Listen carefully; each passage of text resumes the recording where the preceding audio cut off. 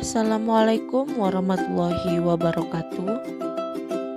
Perkenalkan, nama saya Yaumil Hasri, NIM 0305191015. Pendidikan Matematika 1 Stambuk 2019, Universitas Islam Negeri Sumatera Utara.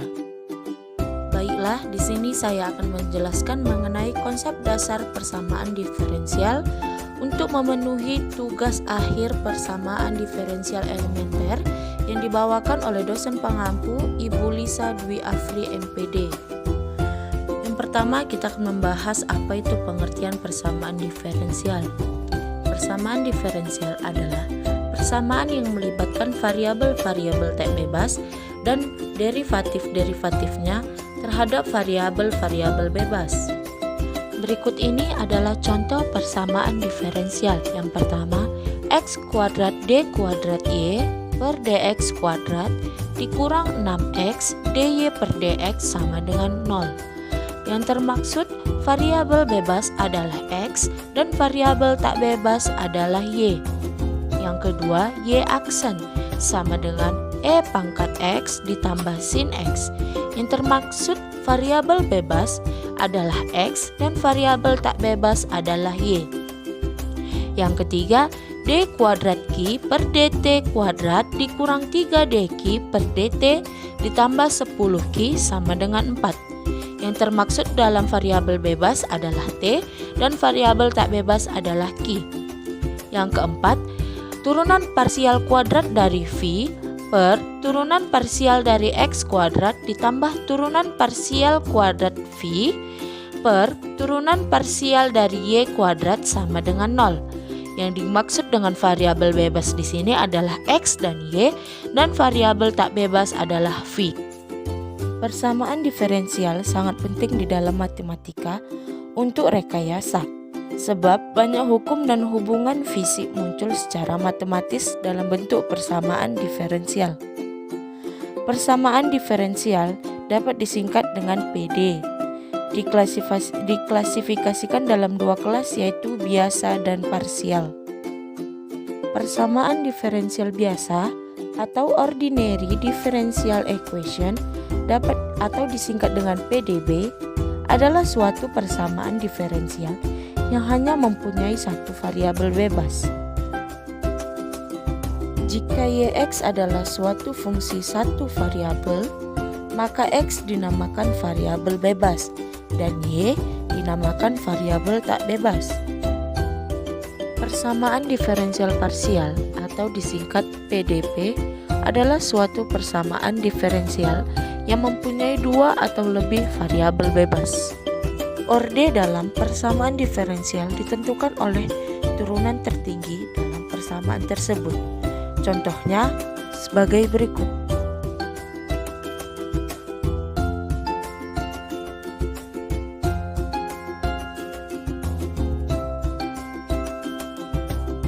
Linearitas dan homogenitas. Persamaan diferensial biasa orde ke n dikatakan linear bila dapat dinyatakan dalam bentuk A0 xy pangkat n ditambah A1 xy n kurang 1 ditambah titik-titik an kurang 1 xy aksen ditambah an xy sama dengan fx dengan a0x tidak sama dengan 0. Jika tidak, maka persamaan diferensial dikatakan tidak linear. 1. Jika koefisien a0x, a1x, titik-titik an per anx konstan, maka disebut persamaan diferensial linear dengan koefisien konstan. Jika tidak, disebut persamaan diferensial linear dengan koefisien variabel. 2. Jika fx sama dengan 0, maka disebut persamaan diferensial linear homogen. Jika fx tidak sama dengan 0, disebut tidak homogen. Contohnya sebagai solusi persamaan diferensial biasa. Beberapa jenis solusi persamaan diferensial akan dijabarkan sebagai berikut.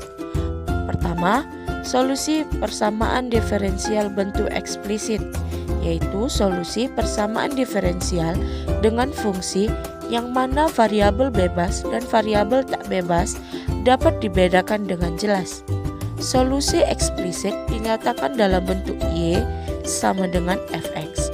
Contoh solusi atau fungsi eksplisit yaitu Y sama dengan x kuadrat ditambah 5x ditambah 4. Kedua, solusi persamaan diferensial bentuk implisit yaitu solusi persamaan diferensial dengan fungsi yang mana variabel bebas dengan variabel tak bebas tidak dapat dibedakan secara jelas. Fungsi implisit ditulis dalam bentuk fxy sama dengan 0. Contoh solusi atau fungsi implisit yaitu x kuadrat ditambah y kuadrat sama dengan 25 atau x kuadrat ditambah y kuadrat dikurang 25 sama dengan 0. Penyelesaian implisit dan penyelesaian eksplisit keduanya secara singkat biasa disebut penyelesaian PDB. Solusi persamaan diferensial biasa atau PDB terbagi dalam 3 jenis solusi. Yang pertama, solusi umum atau penyelesaian umum adalah solusi persamaan diferensial biasa yang masih mengandung konstanta sebarang, misalnya C.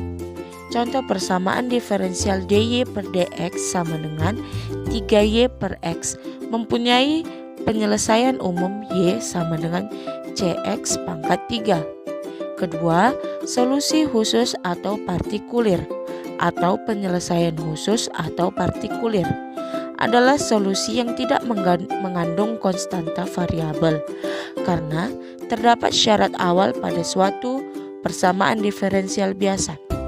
Contoh, persamaan diferensial dy per dx sama dengan 3x pangkat 2 dengan syarat x0 sama dengan 4 mempunyai penyelesaian khusus y sama dengan x3 tambah 4. 3. Solusi singular atau penyelesaian singular adalah solusi yang tidak diperoleh dari hasil mensubstitusikan suatu nilai konstanta pada solusi umumnya. Contoh, y sama dengan cx ditambah c kuadrat diketahui sebagai solusi umum dari persamaan diferensial biasa. Y aksen pangkat 2 ditambah xy aksen sama dengan y. Tetapi di sisi lain, persamaan diferensial biasa tersebut mempunyai penyelesaian lain, yaitu y sama dengan negatif 1/4 x kuadrat adalah penyelesaian ini disebut sebagai penyelesaian singular. Sekian hasil pemaparan dari saya. Wassalamualaikum warahmatullahi wabarakatuh. Thank you for watching, guys.